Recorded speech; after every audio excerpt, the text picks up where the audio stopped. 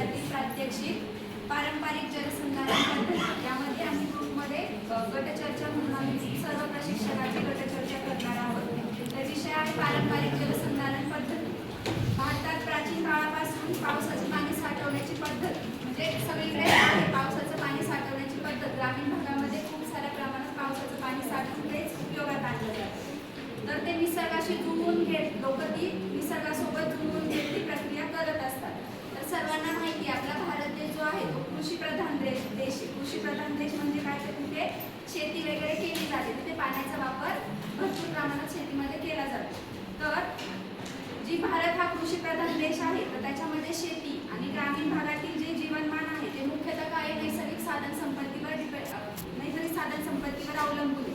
तर नैसर्गिक साधन संपत्ती म्हणजे पाणी हा सर्वात महत्त्वाचा घटक आहे की पाण्याशिवाय कोणताही सजीव किंवा कोणतीही सजीव सृष्टी जगू शकत नाही। म्हणून पाणी हा नैसर्गिक साधन संपत्तीमध्ये महत्त्वाचा घटक आहे। तर हा घटक महत्त्वाचा आहे तर त्याचे आपल्याला संवर्धन करायचे किंवा योग्य व्यवस्थापन करायचे हे आपल्याला जलसंधारण पद्धती सुचवण्यासाठी हे महत्त्वाचा उद्देश आहे त्याचा की ह्या जलसंधारण पद्धतीतून आपल्याला हे शिकवायचे की पाण्याचं व्यवस्थित संवर्धन केलं पाहिजे आणि पाण्याचं व्यवस्थित योग्य ते व्यवस्थापन केलं पाहिजे ही आपल्या सध्याची काळाची गरज आहे। तर जलसंधारण पद्धती हा एक व्यापक दृष्टिकोन आहे, सर्वात महत्त्वाचा दृष्टिकोन आहे की त्याच्याकडे आपण व्यवस्थित वेगवेगळ्या दृष्टिकोनातून पाहिलं पाहिजे आणि त्याचं संवर्धन केलं पाहिजे। जे पर्यावरण आहे त्याचं संतुलन साधण्याचा प्रयत्न केला पाहिजे जेणेकरून प्रत्येक सृष्टीला त्याचा उपयोग होईल आणि त्याचा दृष्टिकोन चांगला असेल। तर जलसंधारण म्हणजे काय तर पाण्याचा जास्तीत जास्त वापर करण्यासाठी आपल्याला प्रत्येक गोष्टीसाठी जे पाणी आवश्यक असतं ते पाण्याचा वापर जास्तीत जास्त करण्यासाठी आपण जर त्याचं संवर्धन व्यवस्थित केलं, त्याचा योग्य वापर केला, योग्य व्यवस्थापन केलं तर आपण त्याची जलसंधारण पद्धती व्यवस्थित अंमलात आणू शकतो।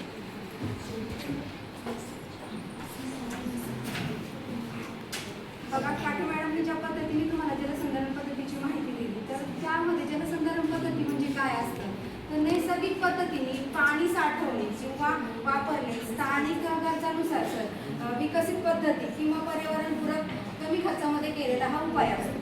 तर एखाद्या परिसरामध्ये पडलेले स्रोतातून वाहवले जाते पाणी पावसाचे पाणी असेल किंवा उपयोजना करून विविध संचालन बांधून पाणी अडवणे किंवा साठवणे किंवा भूगर्भात निर्माण करणे पावसाळा संपल्यावर पुढचा पावसाळा येईपर्यंत मानवाने पिण्यासाठी किंवा शेतीसाठी किंवा उद्योगधंद्यासाठी त्याची साठवण केली जाते ती पद्धत म्हणजे जलसंधारण पद्धत होय। आता जलसंधारण पद्धती बघा भारतातल्या वेगवेगळ्या पद्धती आहेत। भारतातल्या पारंपरिक जलसंधारण पद्धतीमध्ये जोहड आहे, बावडी आहे, फुलं आहे, बांबू आहे, ट्रीप आहे, विहीर आहे, तलाव आहे, टाकी, आहार पाईन आहे किंवा झरे आणि नाले आहेत। तर बघा असं सांगितलं जातं की आपण या जलसंधारण पद्धतीमधून पाणी वाचवा किंवा भविष्य घडवा, थेंबे थेंबे जपा आणि जीवन सुखी करा। आत्ताच मालन मॅडम यांनी जलसंधारण पद्धत म्हणजे काय आणि जलसंधारण पद्धतीचे स्रोत सांगितले। त्यातला पहिला स्रोत म्हणजे जोहड म्हणजे काय हे मी तुम्हाला सांगणार आहे।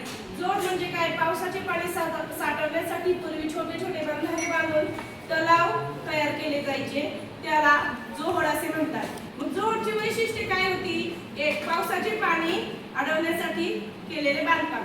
मग पूर्वीच्या काळी एकदा पाऊस पडून गेल्यावरती पाणी वाहून गेल्यावर दुसरा पाऊस पडेपर्यंत पाणी उपलब्ध होत नव्हतं। मग ज्या वेळेस पाऊस आहे त्यावेळेस नदीवरती किंवा छोटे ओढे असेल त्याच्यावरती छोटे छोटे बंधारे घालून ते पाणी वापरात आणण्यासाठी तयार करतात त्याला जोहड असे म्हणतात। दुसरं वैशिष्ट्य जमिनीत पाणी मुरवून भूजल पातळी वाढवते। मग छोटे छोटे बंधारे बांधून पाणी साठवलं जायचं ते पाणी जमिनीत मुरल्यावरती ते मुरलेलं पाणी विहीर वगैरे इतर स्रोतांद्वारे आपण ते पुन्हा शेतीसाठी किंवा आपल्या पिण्यासाठी किंवा आपल्याला ते पाणी आपण ते वापरू शकतो।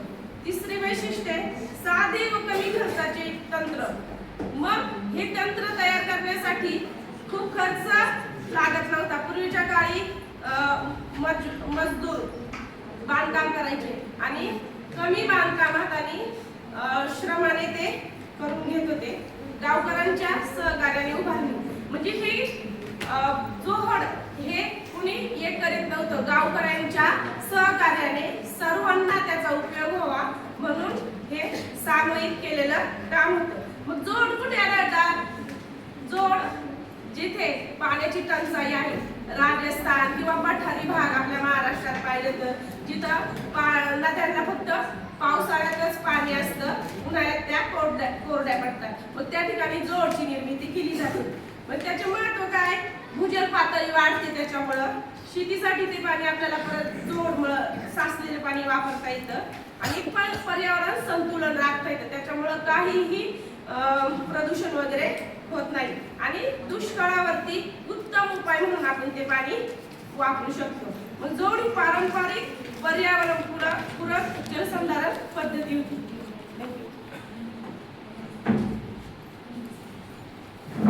आताच माझ्या सहकारी मॅडम यांनी जोडबद्दल माहिती सांगितली. पारंपरिक जलसंधारण पद्धतीचा स्रोत दुसरा, त्याच्यामध्ये बारव किंवा बावडी. आता सुरुवातीला आता तुम्ही बारव किंवा बावडी हे नाव प्रथमच ऐकलं असेल, परंतु हे नाव पारंपरिक ज्या काळात आजी पंजोबा असेल त्यांच्या काळामध्ये ही पद्धत नाही. बारव किंवा बावडी म्हणजे काय असतं तर पाणी साठवण्यासाठी जमिनीत खोलवर उतरणाऱ्या पायऱ्यांसह बांधलेली पारंपरिक जलसंचयाचा रचना असते. भारतातील कोरड्या व अर्ध कोरड्या प्रदेशात पाण्याची टंचाई दूर करण्यासाठी ही रचना प्राचीन काळापासून वापरली जातात. आता बारव किंवा जोड याची ऐतिहासिक पार्श्वभूमी जर पाहिजे म्हटलं तर बारव बांधण्याची परंपरा ही प्राचीन भारतामध्ये सुरू झाली होती. विशेषतः गुजरात, राजस्थान आणि महाराष्ट्र या राज्यात बारवी मोठ्या प्रमाणावर आढळून येते. आता जुन्या काळामध्ये बघा, राजा राणी किंवा श्रीमंत दानशूर लोक त्यांच्या हितासाठी काय करायचे, ही बारव बांधत असायचे. त्याची रचना आणि वैशिष्ट्ये कशी असायची बघा, जमिनीमध्ये खोल खड्डा किंवा विहिरीसारखं बांधलं जायचं. खाली जाण्यासाठी त्याला स्टेप वेल म्हणजे पायऱ्यांचा वापर केला जायचा आणि पाणी साठवण्यासाठी पाणी असं वर्षभर आपल्याला उपयोगात येईल, साठून राहील म्हणून ती मोठी जागा तयार केली जायची. दगडी किंवा कोरीव काम त्यामध्ये ते वापर केला जातो. काही ठिकाणी देवळांसारखी म्हणजे सजावट सुद्धा केली जायची. आणि बारवी केवळ पाण्याचा स्रोत नव्हती तर ती सामाजिक व धार्मिक कार्यासाठी वापरलेली असायची. त्याच्यानंतरून पुढे बारव, काही ठिकाणी उत्तम दगडी कामात असलेल्या मोठ्या पायऱ्या असलेल्या विहिरी बघायला मिळतात. त्यामध्ये जमिनीपासून पाण्यापर्यंत जाण्यासाठी पायऱ्या असतात. अनेक ठिकाणी बाजूने बारवांमध्ये पाणी वर ओढून काढण्यासाठी आपण बघतो की विहिरींवरती मोठ असते, त्याच्याद्वारे ते पाणी काढलं जातं. त्याचे वैशिष्ट्य म्हणजे काय, चौकोनी किंवा आयताकृती आकारामध्ये आपल्याला त्या पायऱ्या मिळतात.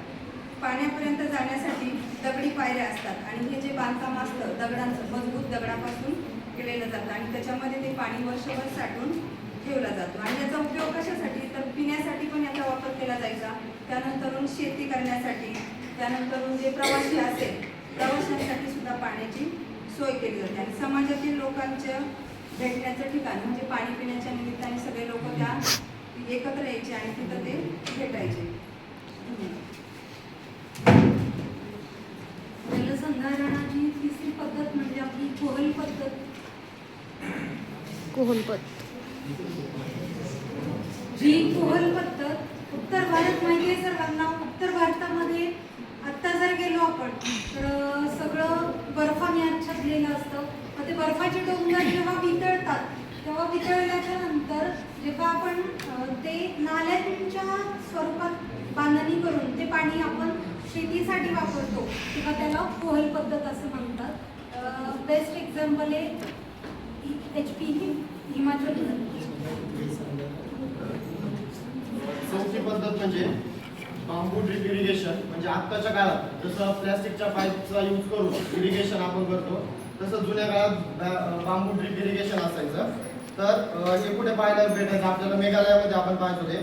त्याच्यानंतर बांबूच्या नळ्या वापरून पाण्याचे थेंब थेंब थेट रोपांपर्यंत जायचे, यालाच आपण बांबू ड्रिप इरिगेशन म्हणतो. आणि याचा जुन्या काळात खर्च पण नसायचा, काही बांबू वगैरे आपल्या शेतात वगैरे पण अवेलेबल असायचे, त्याच्यामुळे शून्य खर्चात ही इरिगेशन पद्धत व्हायची. पाचवी पद्धत खडक सिंचन. खडक सिंचन ही पद्धत तापी नदीच्या खोऱ्यात म्हणजे तापी नदी आहे ना तिथे काय करतात, तिथे बंधारे बांधतात आणि ते पाणी बंधाऱ्याच्या रूपाने शेतीसाठी वापरलं जातं. 36 मार्गदरी तलाव. मार्गदरी तलाव हा कुठे दिसतो आपल्याला? पूर्व विदर्भ. इथे काय भंडारा आणि गोंदिया. इथे काय जुने तलाव आहेत. त्या तलावामध्ये काय पावसाचं पाणी साठवलं जातं आणि त्याचा वापर शेतीसाठी म्हणा किंवा इतर वापरासाठी केला जातो. 7 नंबर विहीर आणि बारव. विहीर म्हणजे काय? हे भूगर्भात खड्डा खणून त्याचं बांधकाम करून तिथे आपण